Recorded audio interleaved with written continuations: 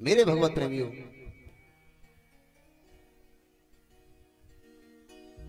भगवान भोलेनाथ कहते हैं पार्वती से बोले मैं भी चलूंगा तेरे संग में, वो तेरे संग में। और राधा संग श्याम नाचे मैं भी नचूंगा तेरे संग में, तेरे संग में। रास रचा है ब्रज में भारी हमें दिखावो प्यारी, वृंदावन आ गए हैं। अब पार्वती क्या कह रही है? ओ मेरे भोले स्वामी कोई पुरुष नाचा रास में, महाराष्ट्र में एक अकेले कृष्ण रहते हैं वहां उस लाश में, महाराष्ट्र में। और अगर फिर भी मैं तुम्हें लेकर के गई तो हंसी करेंगी ब्रज की नारी। तुमने ब्रज की नारियों को नहीं देखा है कैसी है? हंसी करेंगी ब्रज की नारी और मानो बात हमारी, वृंदावन आ गई है, रास में आ गई है। अब भोले बाबा क्या कह रहे हैं? तू सुन। ऐसी सजा दे मुझको कोई पुरुष ना जाने राज को, इस राज को। ऐसा श्रृंगार कर दे कि जाते जाओ तो कोई पहचान ही नहीं कर पावे। और महाराज नचेगो तो माँ तो महाराज भीड़ में काम मालूम कर रही है, घूंघट मान लो जन तक को। तो ऐसी सजा दे मुझको कोई न जाने इस राज को, इस राज को। और मैं हूँ सहेली तेरी ऐसा बताना नटराज को, ब्रजराज को। कोई पूछे कि कौन है तो जो मत कियो कि मेरा पति है, कह दे पति नहीं कहना है, न्यों कह दियो कि जी सहेली है। और जो मत कियो भोला, भोला ते भोली। तो ऐसी सजा दे मुझको कोई न जाने इस राज को,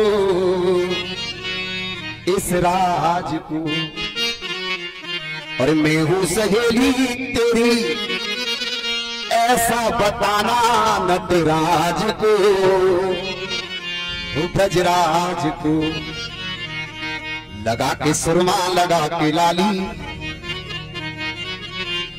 लगा के सुरमा लगा के लाली, और चाल चले मत वाली, रास में आ गई हैं। देवियों का श्रृंगार भी बड़ा अद्भुत होता है भैया। पलक ने लगा लेते हैं लाल लाल सर का होता है। हाँ, पहले तो देवी काली में एक बिंदी लगाई लगी, मांग भर ली खाली, बस सिंदूर थे, सूखे सिंदूर थे, ने लाली लगाई तो लगाई, बस नहीं तीज लाली और ये बेंदी और सूखा सिंदूर, है ना? क्यों मेरी मैया लगाती थी तो मुझे पता है। और अब भाई ये होटल ते लगा ले, भाई ये मांग भर ले, भाई ये बिंदी लगा ले, ये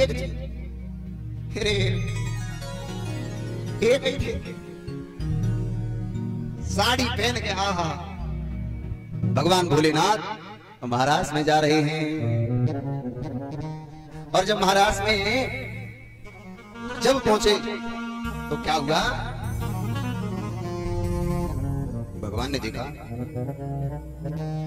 सब तो आई बिन घूंघट के, जे घूंघट में को आई, जे घूंघट में को आई। सबरी गोपी तो महाराज बिना घूंघट के, लजवंती कौन सी आ गई है, इतना घूंघट। लेकिन भगवान ने कही चलो कोई भोगों में कहा करना। भगवान ने जैसी मुरली बजाई सब गोपी नाचने लगी, भगवान भोलेनाथ भी नाचने लगे। लेकिन सिर पे साड़ी को कौन रख सकता है? देवियां। और कहूं पैसे साधारण पुरुष पहना दी जावे साड़ी, कहूं तो पल्लू जागो, कहूं भरिया, कहूं लहंगा है। ये तो देवियों के अंदर ही कलाकारी है।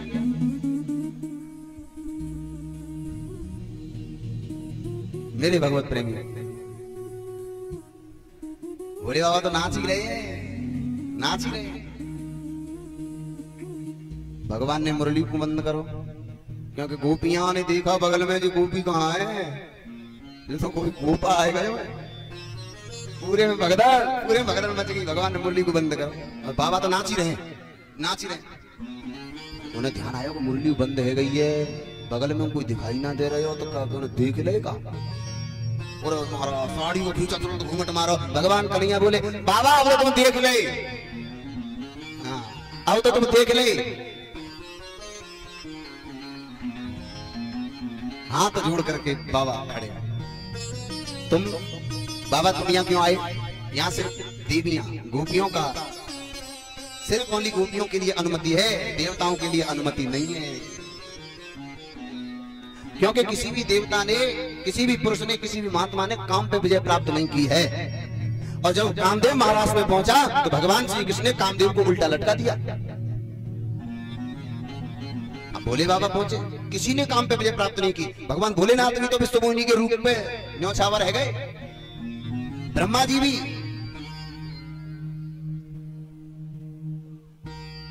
संत महात्मा कोई भी तपस्या करता है या काम ने सबकी तपस्या को डिगा दिया।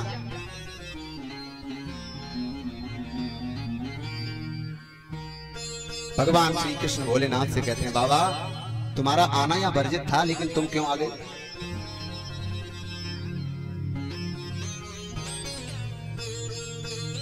भोले बाबा हाथ जोड़ के खड़े, कन्हैया मैं तो तेरे दर्शन करने आया था। अब दर्शन कर लिए, आत्मा और परमात्मा का मिलन हुआ, और जहां पर आत्मा और परमात्मा का मिलन हो जाता है मेरे भगवत प्रेमियों, उसको ही महाराज कहते हैं। बांके बिहारी लाल की।